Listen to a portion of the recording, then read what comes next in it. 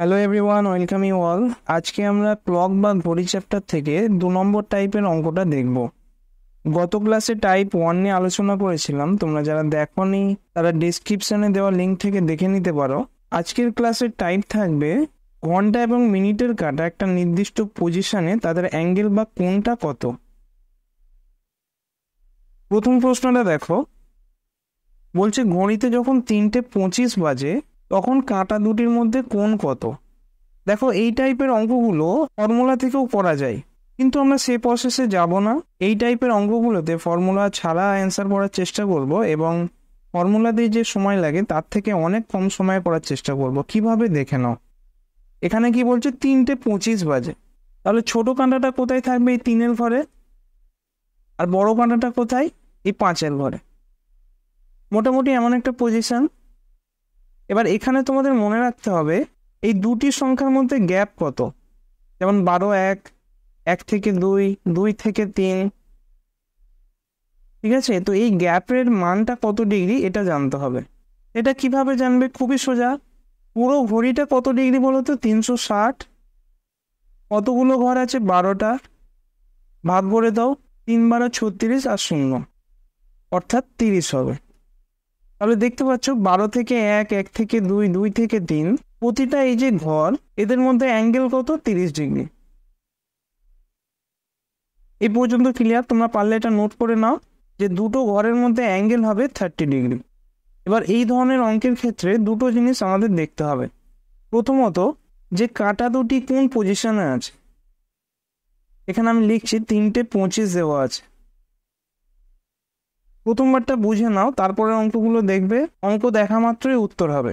3:25, তাহলে কাঁটা দুটো কোন কোন ঘরে আছে বলো তো? প্রথমত 3-এর ঘরে থাকবে ছোট কাঁটাটা, আর বড় কাঁটাটা কোথায় থাকবে? 5-এর ঘরে।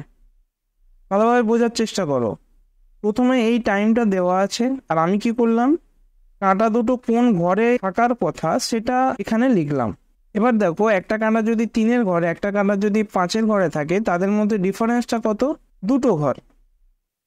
এখানে এই ছবিতে দেখতে পাচ্ছ 3-এর সঙ্গে 4 এই একটা গ্যাপ, 4-এর সঙ্গে 5 এই একটা গ্যাপ। একটু আগে আমরা কি দেখলাম যে একটা গ্যাপের মান কত? 30 ডিগ্রি। তাহলে এই দুটো গ্যাপের মান কত হবে? 60 ডিগ্রি। এটা হচ্ছে প্রথম কেস। এর সঙ্গে কি করব? প্লাস মাইনাস করে এই যে মিনিটের মানটা থাকবে এর হাফ করে দেবো। 25-এর হাফ কত? 12.5। এবার 60-এর সঙ্গে এই 12.5টা যোগ হবে না বিয়োগ হবে সেটা ডিপেন্ড করবে এই কাঁটাটার পজিশনের উপর। সেটা কিভাবে দেখবো? এই জায়গাটা থেকে দেখো 3 আর 5 আছে, মানে ঘন্টার কাঁটা 3-এর ঘরে এবং মিনিটের কাঁটা 5-এর ঘরে। তো ঘন্টার কাঁটাটা যদি ছোট হয় তাহলে এটা হবে মাইনাস, আর ঘন্টার কাঁটা যদি বড় হয় তাহলে সেটা হবে প্লাস। এটা তোমরা নোট করে রাখবে। এখানে কি আছে? 3 আর 5, তো ঘন্টার কাঁটাটা ছোট আছে, সুতরাং কি হবে? 60-এর সঙ্গে 12.5 বিয়োগ করে দেবো। আরেকবার দেখে নাও আমি কিরকম ভাবে করলাম। প্রথমে কি বলেছে? 3:25 ঘড়ির টাইম। আমি কি করলাম? কোন ঘরে আছে সেটা বার করব। ঘন্টা তো 3ই থাকবে, 25টা কত হবে? 5। এদের গ্যাপটা দেখবো 2। একটা গ্যাপের মান কত? 30 ডিগ্রি। দুটো গ্যাপের মান কত হবে? 60 ডিগ্রি। এরপর কি বললাম? এই যে মিনিট দেওয়া আছে এর হাফ করব। 25-এর হাফ কত? 12.5। এবার প্লাস হবে না মাইনাস? যদি ঘন্টার সংখ্যাটা কম থাকে তাহলে হবে মাইনাস, যদি বেশি থাকে তাহলে হবে প্লাস। তাছাড়া অপশনে তোমরা দেখেই বুঝতে পারবে যে একটা একমাত্র অপশন এই বিটা দেখো যেখানে 0.5 আছে, বাকিগুলোতে নেই, মানে এটাই হবে অ্যান্সার।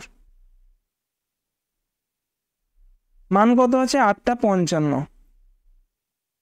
কাঁটা দুটো কোন কোন ঘরে আছে? প্রথমটা 8-এর ঘরে, দ্বিতীয়টা কত থাকবে বলো তো? 11। তার মানে এইখানে হবে ছোট কাঁটাটা আর বড় কাঁটাটা হবে এই জায়গায়। কটা ঘর হলো তোমরা এখান থেকেও দেখতে পারো, 1, 2, 3টে, বা এই ডিফারেন্সটাও দেখতে পারো, 8, 3, 11। তো 3টে ঘরের মান কত হবে বলো তো? একটা ঘরের যদি 30 ডিগ্রি হয়, 3টের হবে 90 ডিগ্রি। এরপর কি বলেছিলাম? প্লাস অথবা মাইনাস করব। প্রশ্নে কি আছে দেখো, 8টা ছোট আছে, সুতরাং এখানে মাইনাস হবে। আর দ্বিতীয় ধাপে কি বলেছিলাম? যে 55 এর হাফ করতে হবে। 55-র হাফ কত হবে? 27.5। এবার বিয়োগ করলে আমাদের উত্তর বেরিয়ে যাবে। 90 থেকে 27 বিয়োগ করো, কত হবে 63, তার সঙ্গে আবার হাফ বিয়োগ করো, তাহলে উত্তর হবে 62.5।